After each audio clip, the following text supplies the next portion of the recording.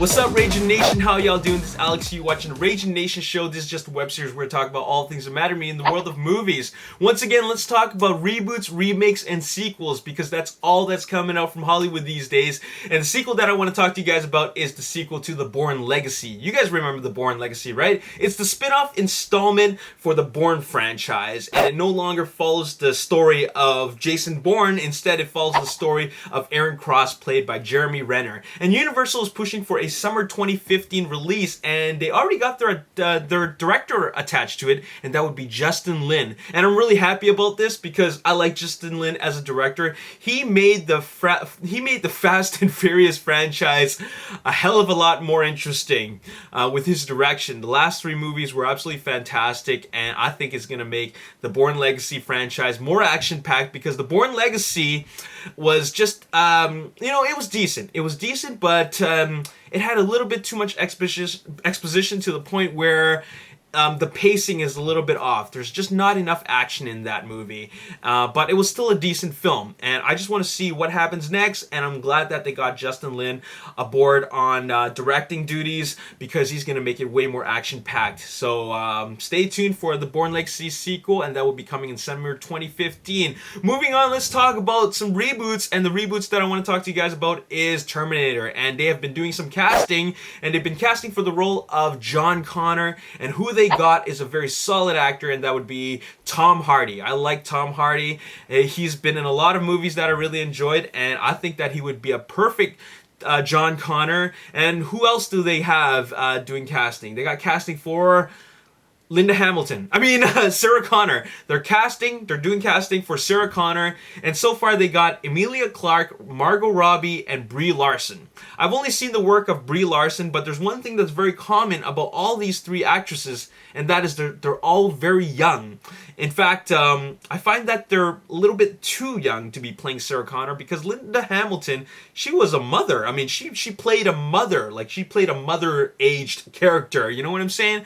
And Tom Hardy is kind of old to play John Connor, but he is not old enough to play the old future version of John Connor. And I think he would play a great leader type character, especially a John Connor, for the future soldier version of himself. So maybe they're just casting the future version of John Connor as opposed to the kid version, the version that was made famous by Edward Furlong. So yeah, maybe they still have left to cast for the kid version of John Connor. But as for Sarah Connor, I don't know where they're going with this, but these three actresses are very young, so they're definitely doing something very different. And I'm glad. I'm glad that, if they're going to reboot it, they should at least do something different and not make a carbon copy of James Cameron's classic. So pretty cool stuff. I don't know what's going to happen, but I'm at least glad they got Tom Hardy on board. At least it's not confirmed yet, but he is one of the candidates. All right, moving on, let's talk about Batman vs Superman. That would be the Man of Steel sequel, and there is casting news going on for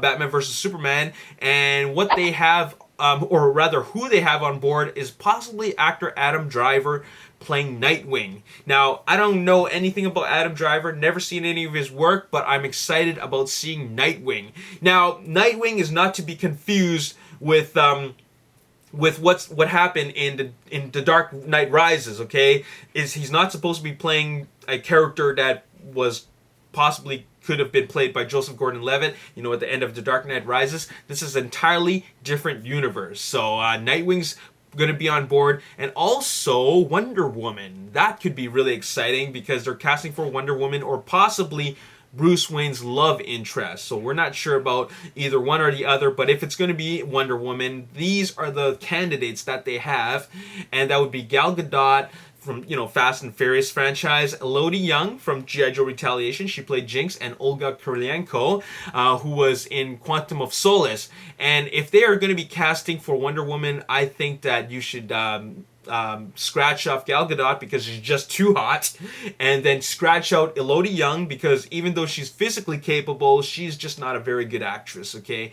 But Olga Kurylenko, I think she can pull it off. I think she can totally pull off Wonder Woman because she is rugged. She's got that rugged look, and she's physically capable, and she could totally hold her own. So I think that's a good candidate for Wonder Woman, all right? And she's kind of exotic, right? You know, Wonder Woman's an Amazon, so she's quite exotic herself too. So that is my choice for Wonder Woman. Moving on to other comic book movie news, and that would be Marvel has a deal with Netflix to make some Netflix exclusive content, and that would be making, I guess, web series for the following 4 Marvel characters: Iron Fist, Luke Cage, Daredevil, and Jessica Jones. I've never heard of Jessica Jones, but I know of Iron Fist and Luke Cage.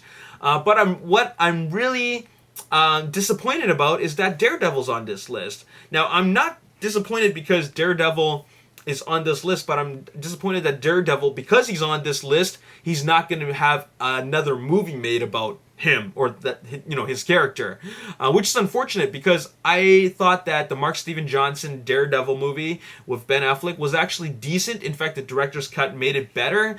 I don't think it was that bad, even though a lot of people said it was. I felt that it could have been better, and I felt that by having Fox reboot it, they could have made